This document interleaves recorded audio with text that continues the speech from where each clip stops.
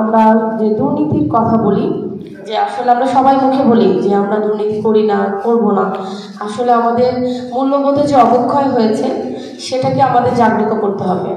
আমরা যদি আমাদের মূল্যবোধটাকে জাগ্রত করতে না পারি, নিজের নৈতিকতা ঠিক করতে না পারি, তাহলে আমরা যতই সভা সেমিনার করি আমরা এই দুর্নীতি থেকে বেরিয়ে আসতে পারবো না।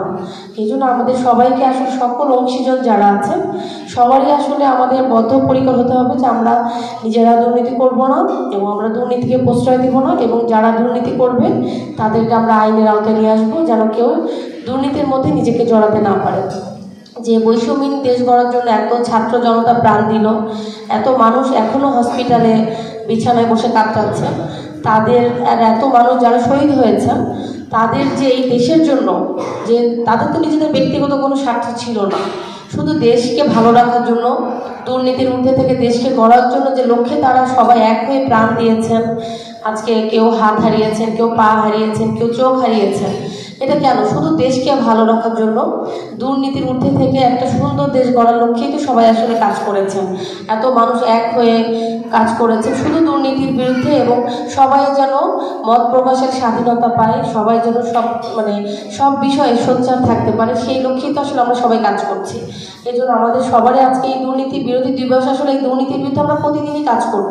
একটি বিশেষ দিন ঠিক করা হয় যেন আমরা আমাদের পরবর্তী দিনগুলো যেন কিভাবে আমরা সেভ করব, দুর্নীতির বিরুদ্ধে আমরা কিভাবে সবাই এক হয়ে কাজ করব, সকল দপ্তর এক হয়ে কাজ করব। সেই জন্যই কিন্তু আমরা একটা দিবস ঠিক করি, যে দিবসে আমরা সবাই এক হয়ে এই বিষয়টা নিয়ে আমরা কথা বলবো। এই কারণেই আজকে 9 ডিসেম্বরকে ঠিক করা হয়েছে আন্তর্জাতিক দুর্নীতি বিরোধী দিবস। এটা আমরা আজকে আমাদের দেশে 22তম দিবস হিসেবে পালন করছি। বিগত 21 বার আমরা এই দিবসটি পালন করেছি, আজকে 22তম বার করা হচ্ছে এই দুর্নীতি বিরোধী দিবস। আমরা যেন এই দিবসটাকে আমরা মনে রেখে আমরা যেন সবাই এক হয়ে দুর্নীতির বিরুদ্ধে লড়তে পারি, এবং কেউ যদি কোনো সেক্টর দুর্নীতি করে, ইভেন আমাদের কারো যদি কোনো আপনাদের কাছে মনে হয় যে আমরাও দুর্নীতির সাথে জড়িত, আপনারা আমাদের ভুলগুলো ধরিয়ে দেবেন, যেন আমরা সংশোধন হয়ে ভালোভাবে দেশের জন্য কাজ করতে পারি। আমরা কেউ আসলে ভুল ত্রুটি উঠে না, আমাদের ইচ্ছাকৃত অনিচ্ছাকৃত ভুল হয়ে থাকে, আমরা সবাই এক হয়ে কাজ করব।